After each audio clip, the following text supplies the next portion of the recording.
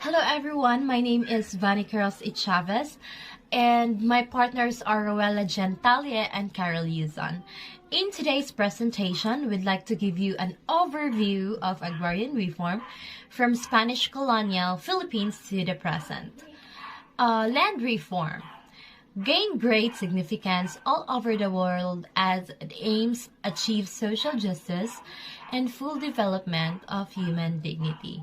Issue of land reform has been persistent throughout time, demanding measures to stop social unrest. Kasi in early Spanish colonization, yung time na yun, we can say that land is power. So kung sino yung may hawak ng mas maraming bahagi ng lupa, makapangyarihan siya. Later on kasi naging gold or money, but before, even at some point of time sa kasalukuyan, ang lupa ay kapangyarihan. Worst scenario were observed during the colonial era when the Spanish colonizers introduced new land holding systems to caciques. So, before mga owners ng lupa is mayayaman lang. Sila yung mga cacique at mga may-ari ng lupa, pati ang mga praile. So, introductions of torrent system created serious problems. Torrents during the time of Americans kung saan yung lupa nagkakaroon na ng titulo. The natural inhabitants lost their ancestral domains to the colonialists. So that's the problem of agrarian reform. Pre-Spanish period. Filipinos already lived in villages and barangays. The settlements were ruled by the chieftains or datos who comprised the nobility. Maharlikas or freemen, aliping namamahay or serfs, and aliping sa gigilid. Despite the existence of social structure, everyone had access to the fruits of the soil. Rice was a medium of exchange as money is yet unknown. So, wala pang concept ng titulo ng lupa o paghahati ng lupa, so wala pang surveying noon. Because barter system nga, so wala pa tayong konsepto ng pera. Moving on to Spanish period, 1521 to 1896, Spaniards introduced the concept of encomenda to the Philippines. Encomenda is a system of giving lands, royal land grants to the Spanish conquerors that were loyal to the monarch. So, encomenda is a system na yung lupa ay pinapaalaga ng hari ng Spanya sa mga Spanish conquerors na naging loyal sa kanya. So, as a matter of policy, encomenderos must defend his encomenda from external attack, maintain peace and order within, and support the missionaries. In turn, they were given the right to collect taxes, tribute, from the Indians or natives. Encomenderos had started to abuse their powers by renting their lands to a few powerful landlords, and the natives who once freely cultivated the land become share tenants. So, nung doon kumikita yung mga enkomendero, yung mga tribute or tax na binabayad natin sa pananim. Ibinabayad natin sa mga Kastila, mga enkomendero, doon sila kumikita apart, natitira sa kanila. Maliit na lang yung napupunta sa Spanish government o sa king. Yung mga magsasaka na dating nagmamayari ng lupa, na nagbubungkal ng lupa, nawalan sila ng kanilang pagmamayari kasi kinuha na ng enkomendero at pinagbabayad pa sila ng buwis. So, Agrarian Uprising 1745 to 46. Taxation was not only the reason for the revolts of the Filipinos but agrarian unrest as well. So, meron mga agrarian reform na nangyari sa Batangas, Laguna, Cavite, and Bulacan in towns of Lian and Nasugbo in Batangas. Bakit? Kasi una, maraming magsasaka na wala na ngang kinikita dun sa kanilang inaani, ibinabayad pa nila yun na ani nila sa buwi sa mga enkomendero. At kapag hindi sila makabayad, syempre, may utang pa sila. So, imagine gaano kahirap yung buhay noon. Grabbing of lands, the Catholic religious orders angered the native landowner and demanded that their land be returned on ancestral domain. Spanish priests refused, which resulted to riots and massive looting in convents and burning down of churches and ranches. Troops were sent from Manila to Batangas to quell the disturbance. Encounter was bloody and those who surrendered were pardoned. So magulo. Uprising resonated in towns of the neighboring provinces, notably Binyan, Imos, Silang, Kawet, Bacoor, Taguig, Paranaque, and Hagunoy. Agrarian conflicts reached to ear of King Philip IV, who appointed Oidor, a judge of royal audiences, and Chancilleres Pedro Calderon Enrique to investigate the charges brought against the religious orders to ascertain validity of their title and lands in question. So, nakarating sa king ng Spain yung nangyari and gusto niyang maayos yung nangyari para hindi na maulit yung agrarian uprising of 1745 to 46. Para hindi na magkagulo, so hinanap nila yung validity ng mga titles ng mga lands in question. Pero dahil wala tayong sistema ng pagtititulo ng lupa, maaaring mag-fabricate ng mga titulo at yun ang ipakita nila. The friars were ordered to submit their titles to secular judge but refused to comply, complaining ecclesiastical exemption. As a result, the Governor-General disposed the friars of the land said to have been illegally occupied by them and which they continue holding without legitimate titles, restoring the land to the crown. Case appealed by the friars to the Royal Audiencia of Manila, but it appealed in first decision. Further appealed to the Council of Indies in Spain and gained the decision was confirmed. Subsequently, the friars won their case and retained the dispute lands ownership of the lands remaining intact even after the end of Spanish regime. So, isa yung paraan na hindi raw sila pwedeng magpasailalim sa kapangyarihan ng hari ng Espanya kasi nga sila ay hiwalay na entity at sila ay pinamumunuan na ng Santo Papa. So, naibalik ang sila pamahalaga ang Kastila yung pamumuno sa ibang mga hasyenda sa mga susunod na lugar. So, dito na nagkaroon ng problema after ng pag-alis ng mga Kastila. Sino na ang hahawak na lupa? So, later on, pag-uusapan natin yan. First, Philippine Republic. When Emilio Aguinaldo came to power in 1899, the Malolos Constitution which they craft intended to confiscate the so-called friar lands and other large estates. However, the First Philippine Republic was shortly lived so that the plans to confiscate was never materialized. So, hindi siya nag-materialize kasi nga sandali lang nakaagad tayo ng mga Amerikano. American period 1898 to 1935. Some noteworthy regulations enacted during the American period: Philippine Bill of 1902 set to ceiling on the hectareage of private individuals to 16 hectares and 1,024 hectares for corporation. Land Registration Act of 1902, Act number 496, provided for a comprehensive registrations of land titles under the Torrent system. Letter C. The Public Land Act 1093 introduced homestead in Philippines. Letter D. Tenancy Act of 1933 or Act number 4054 and 4113 regulated relationships bet landowners and tenants of rights 50-50 sharing sugar and cane lands. However, the Land Registration Act of 1902 didn't comply to solve the problem of land registration under the Torrent system. Landowners might not have been aware of the law and they can't pay the cost of having the land surveyed and other fees required for Torrent's title. So, yun daw yung dapat kalaki yung land na pwede ariin ng individual at isang corporation. So, nagkaroon tayo ng title ng lupa. So, sa pagkakaalam ko, 2 hectares of land ang dapat ipamahagi sa bawat Pilipino.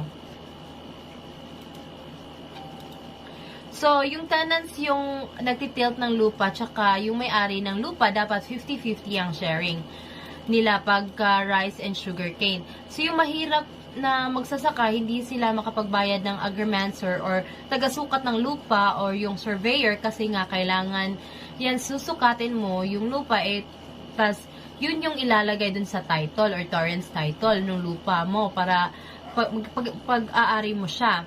maraming magsasaka na hindi nila kayang bayaran yung pagpapasukat ng lupa at saka yung mga other fee na required para magkaroon sila ng titulo. Moving on to Commonwealth period, President Manuel, that's 1935 to 1942. President Manuel L. Quezon advocated the social justice program to block the increasing social unrest in Central Luzon, and legislation enacted during this period. The 1935 Constitution, which was promulgated for the promotion of social justice to ensure the well-being and economic security of people. The Commonwealth Act number 178 and Amendment to Rise Tenancy Act number 4045 enacted on November 13, 1936 provided for certain control in landlord-tenants relationship. The National Rice and Corn Corporation, or NAREC, of 1936 established the price of rice and corn and helped the poor tenants as well as consumers. The Commonwealth Act number 461, 1937 specified the reason for dismissal of tenants and only with the approval of the Tenancy Division of the Department of Justice. The Rural Problem Administration, created on March 2, 1939, provided the purchase and lease of haciendas and their sale and lease to tenants. The Commonwealth Act number 441, enacted on June 3, 1939, created the National Settlement Administration with a capital stock of 20 million. So, in-amend niya yung pagkakaroon ng relationship between ng landlord, yung may-ari ng lupa, at saka ng tenant o yung mga nagbubungkal ng lupa. So, ito yung precursor ng NFA ngayon na National Rice and Corn Corporation, or NAREC. Hindi pwedeng paalisin kaagad ng landlord yung nagtitilt ng lupa. Kailangan meron munang investigation from Tenancy Division under Department of Justice. Thank you. Japanese occupation. Ito ay naganap sa pagitan ng taong 1942 at 1945 sa Pilipinas, nang sakupin ng Imperial na Japan ang Commonwealth ng Pilipinas noong ikalawang digmaang pangdaigdig. Nagsimula ang pagsalakay noong 8 na Disyembre 1941, 10 oras pagkatapos ng pag-atake sa Pearl Harbor. General Douglas MacArthur was ordered out by leaving his men at Corridor on the night of March 11, 1942 for Australia, and 76,000 starving and sick American and Filipino defenders in Bataan surrendered on April 9, 1942 and were forced to endure the infamous Bataan death. About 7 to 10,000 died. 13,000 survivors on Corridor surrendered on May 6, 1942, and Japan occupied the Philippines for over 3 years until they surrendered. After the war showed that 260,000 Filipinos have been actively engaged anti-Japanese underground. By the end of the war, the Japanese had effective control in only 12 of the country's 48 provinces. Hukba Halahap, or Hukbo ng Bayan laban sa Hapon, also known as People Army against the Japanese soldiers, against the Philippine government, and they controlled the areas of Central Luzon. The U.S. Army Military Police set out to disarm them as dangerous insurgents, and MacArthur had Tarok arrested and jailed. Nananatili ang mga suliranin sa pagmamay-ari ng lupa sa Pilipinas kahit na matapos ang kalayaan ng Pilipinas noong 1946. Upang matugunan ang problema ay binago ng Kongreso ng Pilipinas ang batas ng pangungupahan.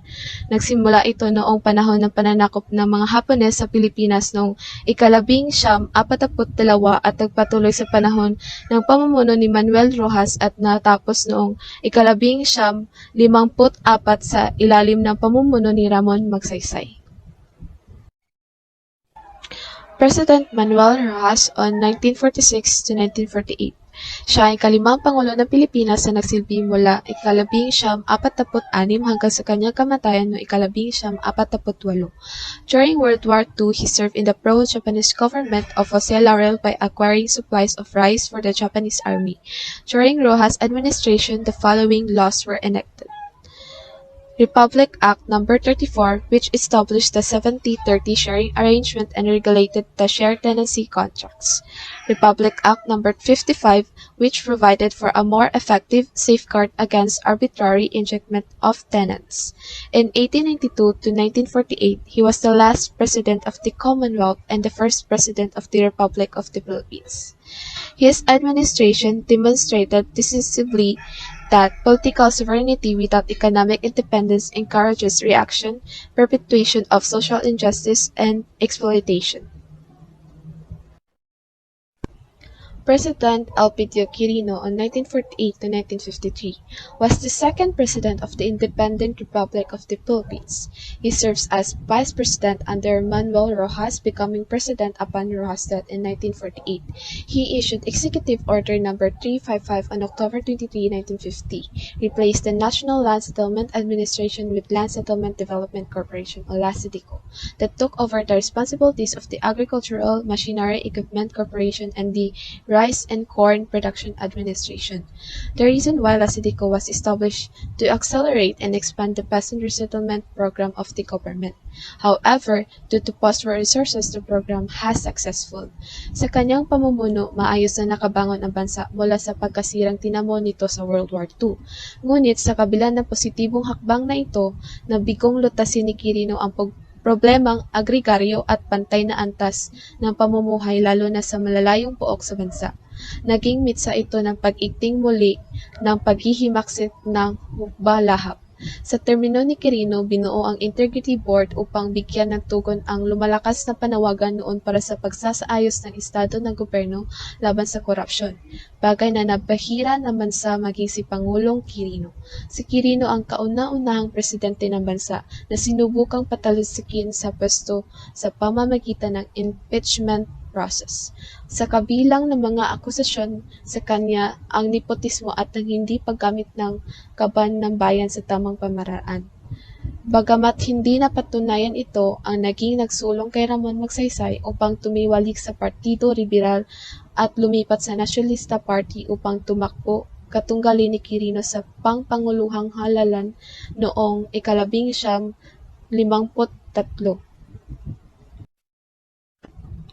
President Ramon Magsaysay on 1953 to 1957. Itinuturing na kasaysayan ang kanyang administrasyon bilang pinakamalinis na pamalaan mula sa korupsyon. Sa katunayan, ikinilala ang Pilipinas noon bilang second cleanest and well-government country sa buong Asia. Tumutok sa pagpapalago ng sektor ng agregaryo si Magsaysay. Kabilang sa mga batas na kanyang isinulong upang maisakatuparan ang kanyang mithiin ay ang pagpapatatag ng Resettlement and Rehabilitation Administration o NARA na nagbibigay ng lupa sa mga walang nito. Higit na itinoon ang proyekto para sa mga rebuild returnees na naninirahan sa Palawan at Mindanao. May 4 siyang batas na ipinatupad. Una ay ang Republic Act No. 1160 of 1954, which abolished the LASEDICO and established the National Resettlement and Rehabilitation Administration o NARA to resettle descendants and landless farmers. It was particularly aimed at rebuild returnees providing home lots and farmlands in Palawan and Mindanao. At ang ikalawa ay ang Republic Act No. 1199 o Agricultural Tenancy Act of 1954, which governed the relationship between landowners and tenant farmers by organizing shared tenancy and leasehold system. It also created the Court of Agrarian Relations na nagbibigay ng seguridad sa trabaho sa mga magsasaka ng lupang hindi nila pagmamay-ari. At ang ikatlo ay ang Republic Act No. 1400 o Land Reform Act of 1955, which created the Land Tenure Administration o LTA that was responsible for the acquisition and distribution of large tenant rice and corn lands over 200 hectares for individuals and 600 hectares for corporation. At ang ikaapat ay ang Republic Act No. 821 o Creation of Agricultural Credit Cooperative Financing Administration, which provided loans to small farmers and share tenants with interest rates of as low 6 to 8%. Unfortunately, he didn't finish his term in the presidency because he died in a plane crash on March 17, 1957, at the age of 49, but many people attended his funeral, more or less 2 million people, and many called him idol of the mass. President Carlos P. Garcia on 1957 to 1961. Siya ang ikaapat na Pangulo ng Republika ng Pilipinas who succeeded the presidency after the death of President Ramon Magsaysay continued the program, and several cases of corruption were found within the government offices during his administration. The focus of Garcia administration focused on economic independence from foreign interests. He maintained the strong traditional ties with the United States and sought closer relations with non-communist Asian countries. Garcia also tried implementing his austerity program in hopes of eliminating corruption in his administration, all the while posterior moral favors to the government leaders and employees. At the end of his term, Garcia was criticized for his lack of program for the Filipino common man, which was the focus of the next president, Macapagal. That is why he lost the election to him. President Diosdado Macapagal on 1961 to 1965 serves as the ninth president in the Philippines from 1961 to 1965. Enacted Republic Act No. 3844 of August 8, 1963, Agricultural Land Reform Code that abolished share tenancy, institutionalized leasehold, set retention limit at 75 hectares, and vested rights of preemption and redemption for tenant farmers, provided for an administrative machinery for implementation, institutionalized a judicial system of agrarian cases, incorporated extension, marketing, and supervised credit system of services of farmer beneficiaries. He worked to surpass graft and corruption and to stimulate the Philippine economy. He introduced the country's first land reform law, placed the peso on the free currency exchange market, and liberalized foreign and import controls. President Ferdinand Marcos on 1965 to 1986 used as one of the basis these disturbances to declare martial law on September 21, 1972. Sa ilalim ng batas militar, naging epektibo ang pagpapatupad ng bagong saligang batas ng Pilipinas. Mula presidential, naging parliamentary ang uri ng ating gobyerno. Naging daan ito upang manatiling pinuno ng bansa si Marcos.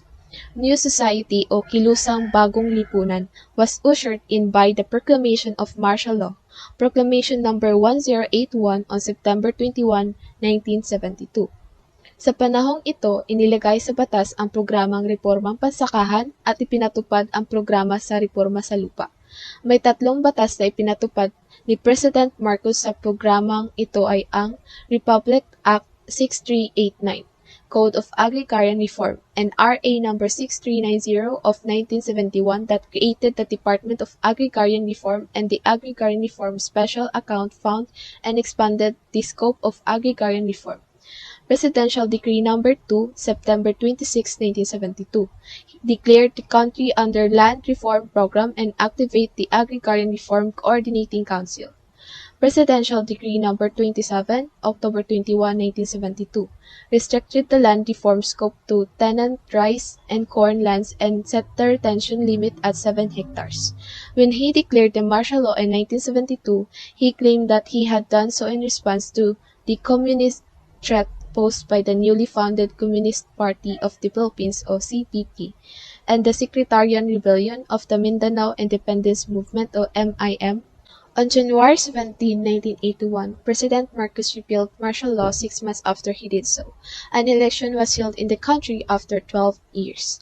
Isa si Marcos sa mga pinagbintangang ulo ng pagkakapatay kay Ninoy, na hanggang sa ngayon ay hindi pa napapatunayan ng mga nag-akusa sa kanya. Sa mga panahon ding iyon, lumulupa na ang kalagayan ni Marcos sa panahong ito.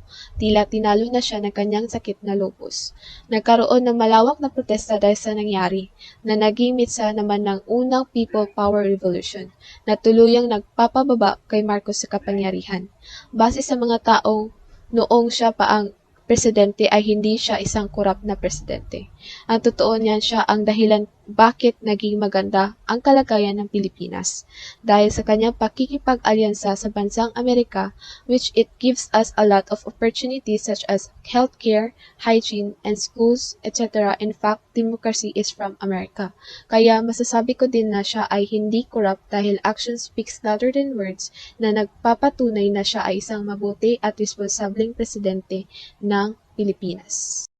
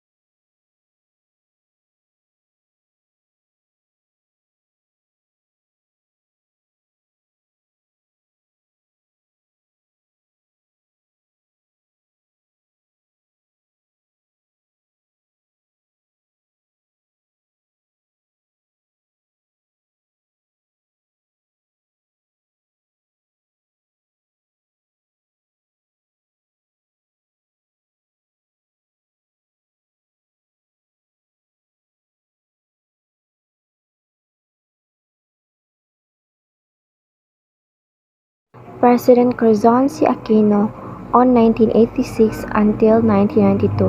On June 10, 1988, former President Corazon C. Aquino signed into law Republic Act No. 66557, or otherwise known as the Comprehensive Agrarian Reform Law, or called CARL. The law became effective on June 15, 1988.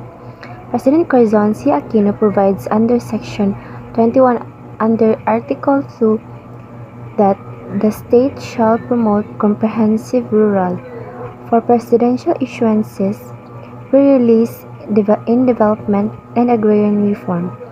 On July 1987, after 48 nationwide consultations before the actual law was enacted by President Corazon C. Aquino, ay Executive Order Number 228 on July 16, 1987, declared full ownership to qualified farmer beneficiaries covered by PD 27. It also determined the value remaining unvalued rice and corn lands subject of PD 27 and provided for the manner of payment by the FBS and mode of compensation to landowners. So, ang pangalawa ay Executive Order Number 229 on July 22, 1987, provided mechanism for implementation of Comprehensive Agrarian Reform Program, or called CARP. Ang pangatlo ay Proclamation Number 131 on July 22, 1987, institute the CARP as a major program of the government. It provided for a special fund known as the Agrarian Reform Fund, or EARF, with an initial amount of 50 billion to cover the estimated cost of the program from 1987 hanggang 1992.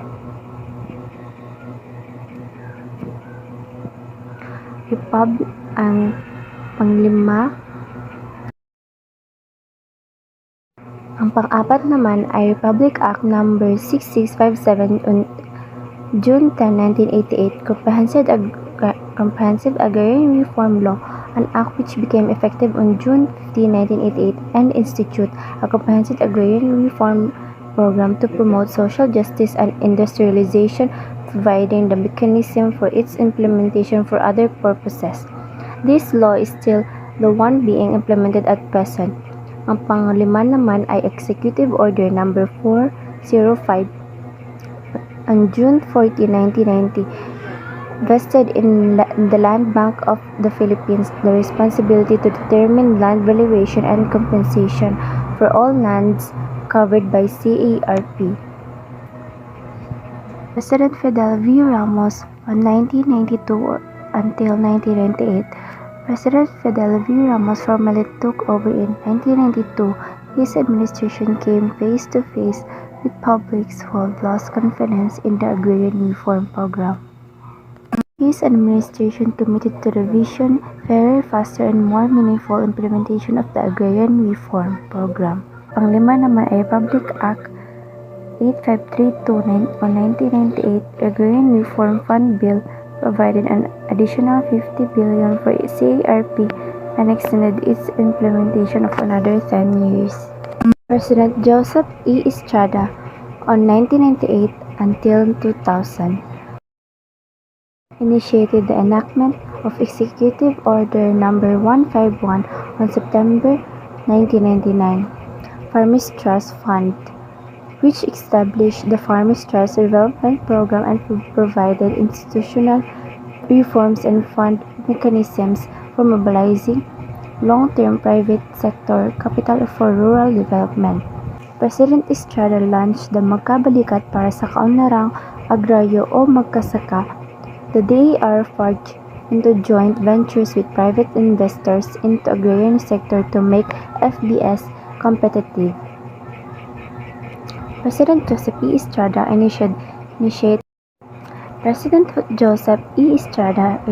the enactment of the following laws.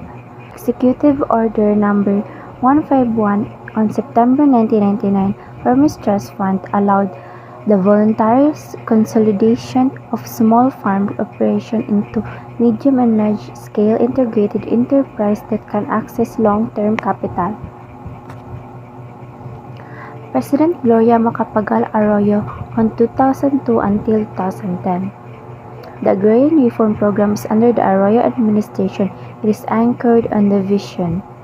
President Gloria Macapagal Arroyo envisioned to make the countryside economically viable for the Filipino family by building partnership and promoting social equity, economic opportunities towards lasting peace and sustainable rural development. President Gloria Macapagal Arroyo signed. Ang una ay Executive Order No. 379 Series of 2004 amending Executive Order No. 364 entitled Transforming the Department of Agrarian Reform into the Department of Land Reform, or called DLR. Memorandums. Ang pangalawa naman ay Memorandum Circular No. 4 Series of 2003 operationalize the development of kapit-bisig laban sa kahirapan agrarian reform zones or Kalahi-R zones. Pangatlo naman ay Republic Act No. 9700 Series of 2009, an act of strengthening the Comprehensive Agrarian Reform Program or called CARP, extending the acquisition and distribution of all agricultural lands, instituting necessary reforms and amending for the purpose certain provisions of Republic Act No. 6657. President Benigno Aquino III on 2010 until 2016. President Benigno Aquino III vowed during his 2012 State of the Nation address that he would complete before the end of his term the Comprehensive Agrarian Reform Program or called CARP, the centerpiece program of the administration of his mother, President Corazon Aquino. Under his administration, the Agrarian Reform, Community Connectivity and Economic Support Services or called RSS project was created to contribute to the overall goal of rural poverty reduction, especially in agrarian reform areas. President Benigno Aquino III also enacted the Executive Order No. 26 Series of 2011 to mandate the Department of Agriculture, Department of the Environment and Natural Resources, Department of Agrarian Reform Convergence Initiative to develop a national greening program in cooperation with other government agencies. President Rodrigo Roa Duterte on 2016 until the present. So he is our present president. President Rodrigo Roa Duterte wants to pursue an aggressive land reform program that would help alleviate the life of poor Filipino farmers by prioritizing the provision of support services alongside land distribution. The President directed the DER to launch the second phase of agrarian reform where landless farmers would be awarded with undistributed lands under the Comprehensive Agrarian Reform Program. So President Rodrigo Roa Duterte plans to place almost all public lands, including military reserves, under agrarian reform. The President also placed 400 hectares of agricultural land in Boracay under the CARP.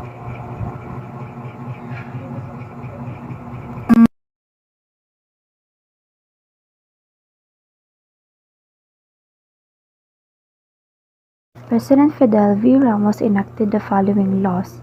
So ang una ay Republic Act No. 7881 on 1995 amended certain provisions of RA 6657 and exempted fish ponds and ponds from the coverage of CARP. Ang pangalawa naman ay Republic Act No. 7905 on 1995 strengthened the implementation of the CARP. Ang pangatlo naman, Executive Order No. 363 on 1997 limits the type of lands that may be converted by setting conditions, under which limits the type of lands that may be converted by setting conditions under which specific categories or agricultural land are either absolutely non-negotiable for conversion or highly restricted for conversion. Ang pang-apat naman ay Republic Act No. 8435 on 1997, Agriculture and Fisheries Modernization Act AFMA, plug the legal loopholes in land use conversion. Ang panglima naman ay Republic Act 85329 on 1998, Agrarian Reform